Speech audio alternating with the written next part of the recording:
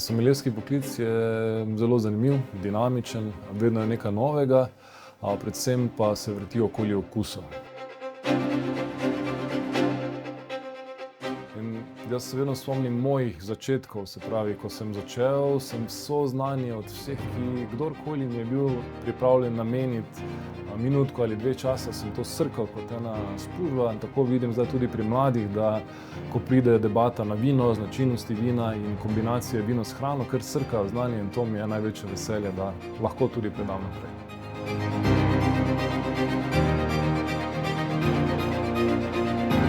Meni je osebno malo težje okušati, ker nisem tako hudo še, nimam še tako veliko paleto in se ne spoznam toliko na okus vina. Najbolj zanimivo pri vinu so mi različni okusi, ki ga lahko najdeš v njem.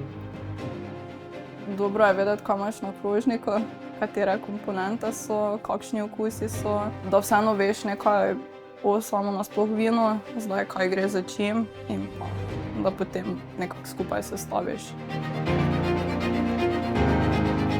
Ustvarjam nove okuse in neko jed, ki jo kuhar predstavi z vsem svojim znanjem, vso svojo strastjo, jaz z vinom še podprem in dvignem na še višji nivo, tako da tisti, ki potem kombinira to hrano, to jed, krožnik z vinom, ki sem ga priporočal, doživi še mnogo več prijetnih občutkov, kot bi jih samo ob hrani ali samo ob vinu.